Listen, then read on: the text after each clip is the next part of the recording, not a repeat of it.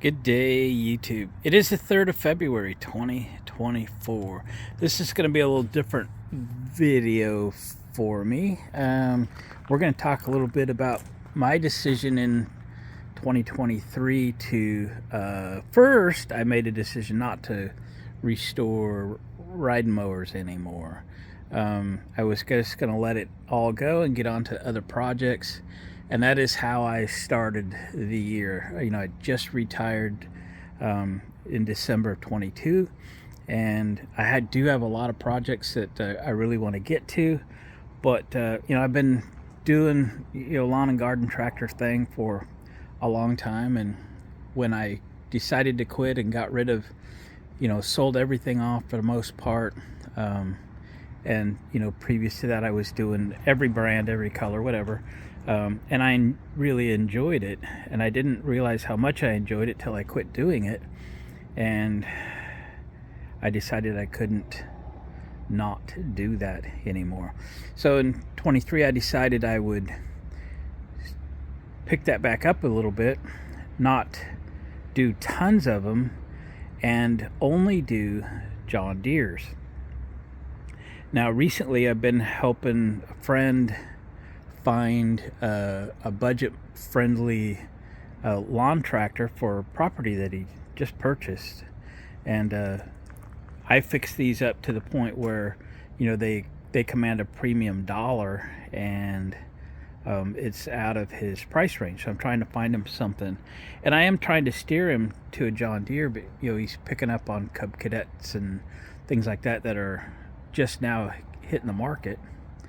And I got to thinking today about maybe doing a video, and let's talk a little bit about why I have decided to just do John Deere's. Let's just look at what we've got for inventory this winter. It is still February, but the season's coming at us, and the marketplace and Craigslist are starting to get pretty active with machines. People are getting rid of machines so they can buy a new one. They don't like to work on them or whatever. They haven't run in a couple years. Time to think about what they're doing. I noticed Lowe's has their new inventory of 2024 John Deere's out as of yesterday. So it's an exciting time because I love tractors. I love John Deere's, but I haven't always used John Deere's to cut my own grass. So go in the shed here for a second. I'm a big Snapper fan, and this is my current Snapper rear engine rider. It's 14 horse Kohler Command. It's a great machine. It's a 33-inch cut. They got these down to 28-inch cut, maybe even smaller than that. You can drive them through your fence gate and such. I love these machines. I think they're very simple. They don't break. There's way less moving parts. They're very efficient. They're easy to maneuver. They're lightweight. You can load them and unload them and stuff like that. They'll go about anywhere because the weight's right over the drive axle. I just think the design and the function of a rear engine rider in general, but especially a Snapper, is pretty good. But my love of John Deere is going to outweigh that this year. So this is my 2011 John Deere. I think it's a Z255 zero turn. So this is the 42-inch residential zero turn, and I got this late last summer and fixed the engine, and then went through it front to rear. And this has been a fun little project. And then I just started cutting my grass and my neighbor's grass, and if it's grass and I can get at it with a say, I'm just cutting it. I don't even ask. I love to mow, and I love this machine. It's a lot of fun. So I'm going to sell the Snapper, and I can't even believe I'm saying that, but it's true. I'm going to keep this zero turn and sell my Snapper rear engine rider, and this is a very good replacement for that. So yeah, the Snapper is going to be for sale. So this is the current project that I wouldn't mind spending a little extra time with for the next couple of days and actually finish it up. It's an LT150. Actually done quite a little bit of work to it. The deck's all rebuilt, repainted. It's ready to go back in. I'm just doing the headlights, going to put LED bulbs and stuff in them. But what do I like about the John Deeres? Why did I switch to just working on John Deeres? And number one, I think they are the nicest looking tractors, but that's a personal preference of mine. But number two, the parts are easy to get, and they are not expensive in the aftermarket world. You can see this deck has all new spindles, all new pulleys, and even a new deck chute pin spring, the whole Marianne. So the combination of aftermarket parts and factory parts, I wouldn't actually say that chute is a bargain, because time you get all the stuff, I think that was 80 or 90 bucks. So that's kind of expensive for me. But the rest of the stuff, John Deere parts, because they make so many, the parts in the aftermarket or even parts from John Deere are not that expensive. And quite honestly, most of the parts I find that I need when I'm working on tractors is some parts wear out, but some is just because these things sit outside or just poor care that they need to be, repaired and have parts replaced. But when I sit down at my computer, and I've done a video on ordering parts just a few months ago, you could find that on my channel. I can find the parts. All you have to do is you can get on Amazon or eBay and search John Deere LT150 mower deck spindles or pulleys or belts or whatever, and find the parts. And when you get them, they're right. So I'd ordered parts for like 3 machines. We're starting to pare this down now, but this is my welding table, which ended up full of parts. You can see the LX178 that I've written on a lot of these boxes as they came in, because that's the tractor that they're for. LX178. When I open them up, they're correct. There's no issues with them, and that's the main thing. Nothing is more frustrating than ordering a bunch of parts for 2 or 3 machines that I have picked up over time, and then when I get around to installing the parts, the machine's on the lift, we're ready to go. It's a cold day, the shop is warm. I open up the box and it's not the right part, and now I have a week delay in getting the correct part. I have to stop on a project. I've lost all my momentum, etc., etc. You get the idea. So I have way better luck with John Deere parts being right when they get here and not being expensive. So the LT150 is coming along if anybody's looking. So this machine is a L110. So it's a kind of an entry-level big box store kind of machine. But look at the engine. It says a 17.5 horse Kohler. May not mean a lot to some of you, but Kohler's my favorite engine. These things are in pretty good shape. The only thing that I have noted that goes wrong with these is sometimes the governor lets go inside. That LT150 that I just showed you, I had the motor out and apart and replaced the governor in it. And now it's back together and it's working fine. It was $50-$60 worth of parts. It's 3 or 4 or 5 hours of your time. If you like working on that stuff, it's good. If you don't, you sell the thing to me or somebody like me, and we fix it up. Kohler engines in a L100 series, nice machine. The decks are a little thin, and in fact this one right there, you can see the deck wheel and the bracket and everything is missing.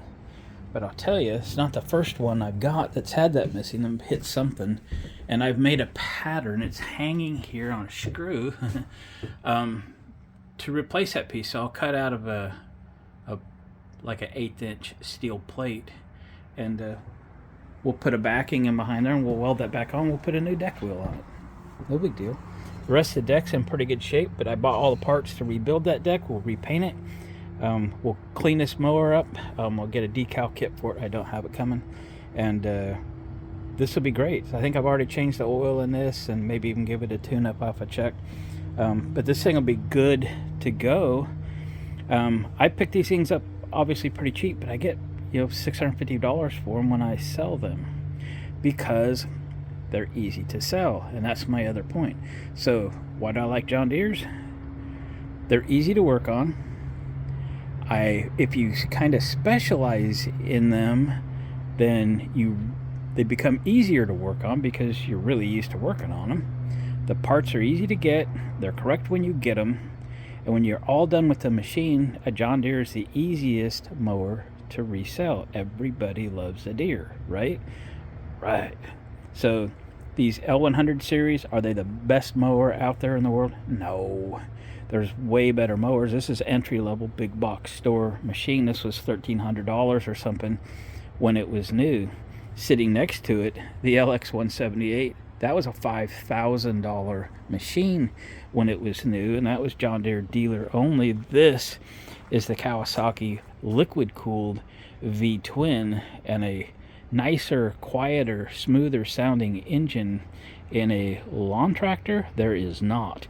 That is a cool machine. I was going to keep that. That's why you see a lot of parts on my shelf for the LX178, because it needs quite a little bit of parts and pieces, and you can see the hood is trashed. You can get the hood, both halves of the hood, for I think $360, and then buy a decal kit, and you could put that all right back. And that was my intention. We'll see where we go with this thing.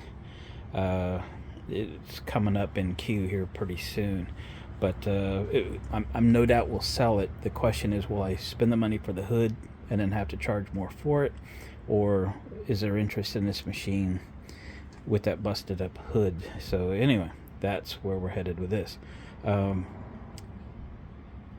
Let's talk about how I get them. So I watch Marketplace and Craigslist like a hawk many times a day. I'm retired now, so I have the time. That's where the bargains come in. Let me see. This one was free. Guy gave it to me. This one, can't remember, but I didn't pay more than $100 for anything that I've currently got, and that'll sell for $650.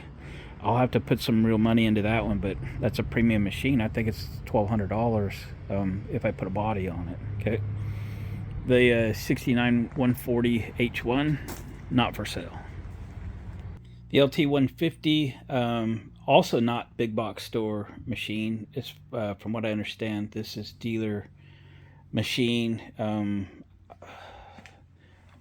You have to look up on Tractor Dad or something, but I think this is around $3,000 when it was new. And I can get, in the market where I am, I can get to $850, $900 for this machine if if it's completely sorted out in a good shape. I'll even put a seat cover on it. So yeah, that one's pretty cool. And I paid like $115 for this one. I think this is a 70 140 H3. Still needs some work, but I drove it in and parked it here a few years ago. But it needs to go. If you're interested, hit me up. So in my area, this zero turn would probably be $1,500 or so on the used market. And I guess the point I'm trying to make is when you go to sell one, so the value of, if you buy a used machine and you fix it up on a John Deere, you'll get your money back out, at least in my area. They're the easiest machine to sell. There's just a lot of brand loyalty. I think they're good running, good looking, easy to get parts for machines, and that adds to its resale value. I sold and delivered a machine early this week, so this is the last one that I have left, and this is going to be very, very difficult for me to turn loose of at this time. It's just not for sale. This is the last one that I've picked up for the winter, and it is complete. In fact, I'm going to mow with it today, and it is beautiful machine. But this is the John Deere I got with the engine in a box in pieces, because evidently it was shot, and I put together I used the 19.5 horse cover that was original to this machine, but I used a 21 horse engine that I've had on the shelf that I got for free. So my entire investment in this beautiful machine, because believe it or not, the guy gave this to me, my total investment was that battery. And then I decided I didn't want to ding it up, so I bought a bumper for it. So anyway, why'd I like John Deere's? I think they're the nicest looking machine. I think the parts are easy to get, and they're correct when you get them. They're easy to work on.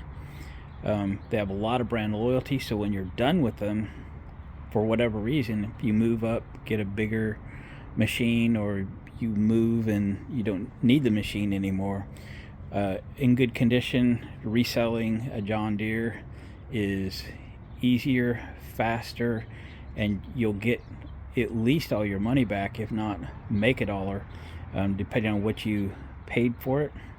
And you know, if you didn't wreck it, or if you've taken a really good care of it, you'll get your money back, or you'll make a buck on it. Anyway, that's the quick video that I wanted to make today. And I'm going to send a link to any friends that are out there in the market looking for a machine. And I'm in no way implying that if you're looking at a Craftsman or a Cub Cadet or a Husqvarna or one of those other machines, that those are bad machines. But I have sat at a computer for hours and hours and hours on end buying parts for some of these machines, and by far John Deere's are way easier to find the correct parts for, and by and large the parts are less expensive. There are some parts out there that for John Deere's that are more expensive. They're just mowers that evidently they don't make as much of, so they don't sell as many parts on the market, and therefore the parts become a little harder to get or a little more expensive. But in large, John Deere parts easier to get. Guys, that's going to conclude this video. It's a beautiful day here in Oregon in early February. I hope you guys have a great one, and we'll see you on the next video. Please comment. I sit down every morning and answer comments on these videos. Comment about anything you're working on. If you don't like my opinions, that's fine too. They're just my opinions, but I have been doing this for a while. So thanks guys, we'll catch you on the next video.